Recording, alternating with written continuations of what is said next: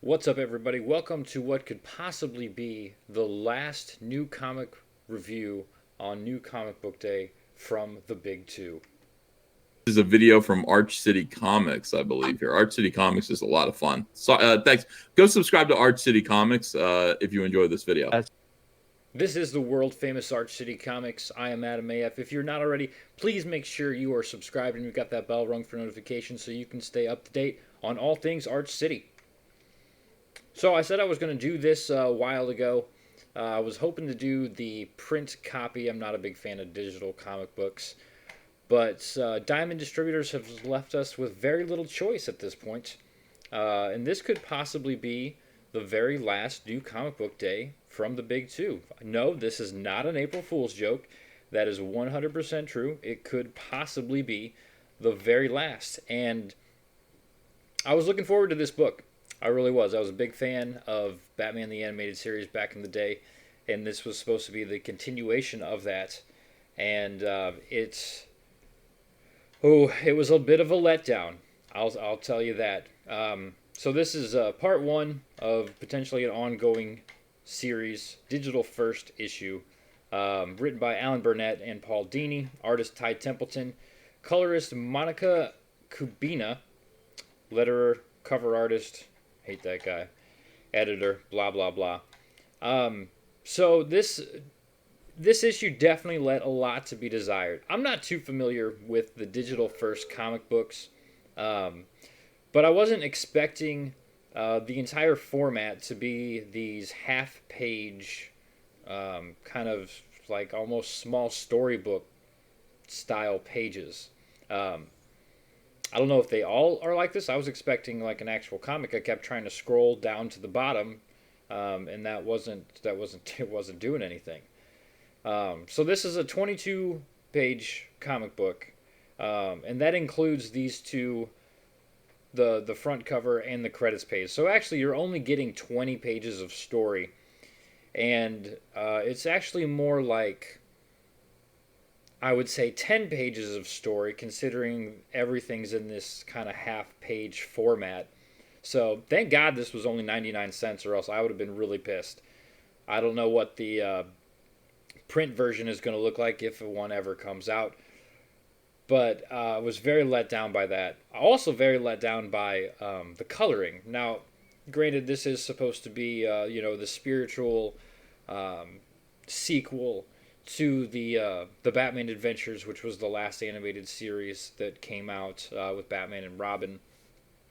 So it's supposed to be on the cartoony side, but I didn't quite expect it to be this cartoony.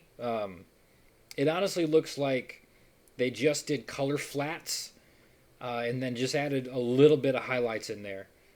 I could have done a better job than this. So definitely a little let down on that end. The story aspect as well was nothing to shake a stick at. So the story opens here. Batman's flying through the city. He finds Bane on a rooftop. He ends up, he darts him in the neck, which he actually says he darted him like a half hour ago or something before he actually confronted him on the rooftop. And they have a very short spat, and Bane passes out. And then Batman's on to the next thing, which is this weird, clunky robot, which also just looks like complete shit. This is a terrible, terrible design that looks like something that came out of the fucking Incredibles. The city line in the background is honestly the highlight of this entire page, as it were, and even it's not really that impressive. And the whole book is pretty much this. So Batman fights off this robot for a while. We do see this little teaser of what I would have to assume is Red. I guess this is Red Hood. I would have to assume.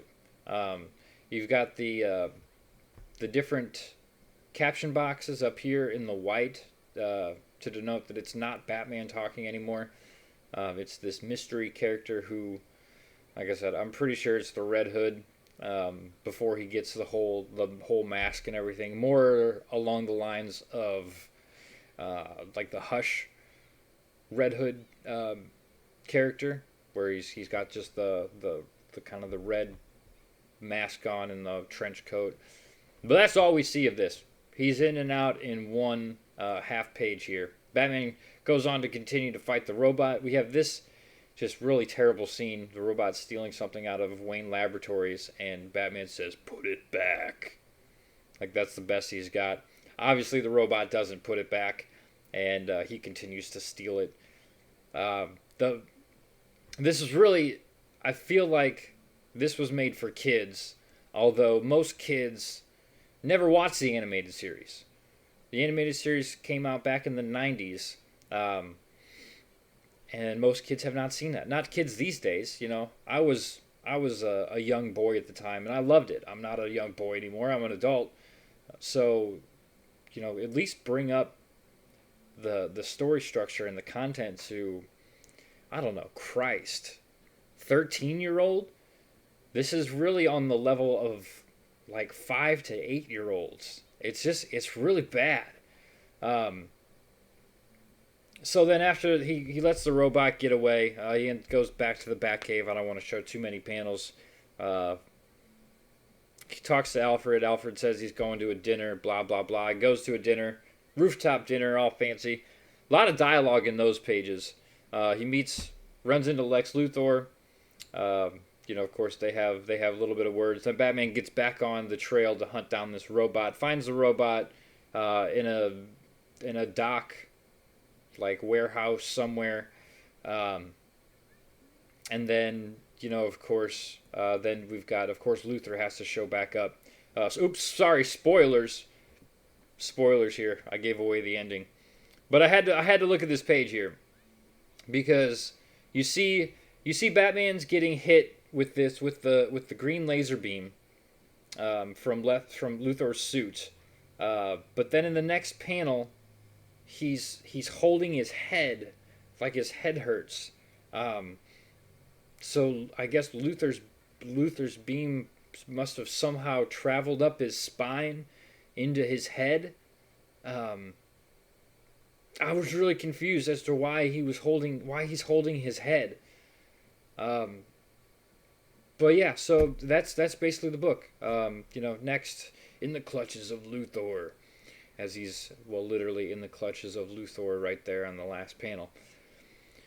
I gotta say, overall, I was really disappointed with this book. Well, book is really, I feel like, a loose term at this point. It was 10 pages, 10 half pages of, well, 10 full pages, 20 pages of story, 10 actual pages, if you're thinking of the actual comic book size pages. Thank God it was only 99 cents. I can't stress that enough. I'm only out $1 for the whole thing. But I don't really see any reason to continue purchasing this. It wasn't really exciting. All the dialogue and setup and everything was very childlike. Like this was geared towards 5 or 8-year-olds, and well, I'm not a 5 or an 8-year-old. My little kid might get a kick out of this. But it's digital format. He can't have my computer, so he can't read it. I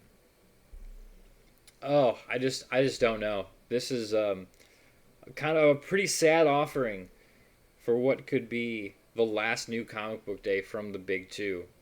As you guys probably have heard already, no new print comics are going to be coming out for the foreseeable future. Diamond's closed its doors. DC and Marvel have told their creative teams to put their pencils down. Marvel actually canceled all of its digital releases for today, so I think this and a couple other DC titles were the only things to come out. And what a letdown this was. Just, absolutely atrocious. I give it like 1.5 stars out of 5. And that actually might be generous, because I like Ty Templeton. I feel like he can do a lot better work than this. I feel like his paneling was lazy. I know Paul Dini is a better writer than this. So I don't know if this was mostly like Dini's setup and Burnett's writing, but it's not good. It's really quite terrible, and the coloring is just really bad. I remember the Batman Adventures comic book series, which was the continuation of the animated series in comic book form, was really good. Um, I've gone back recently and read those issues, and they are very entertaining still. I don't know what's going on here, and why we're getting this just kind of half-assed job all around. The whole team, you biffed it on this one, guys. You really let me down. I was looking forward to this book. I was excited about this book. I haven't been excited about a new DC release in a long time, and this is what I get. This is why I don't get excited about new DC releases anymore, because they're all just shit. So try better next time. I don't know if I'm going to pick it up. We'll see. If you offer the next one for 99 cents, I might.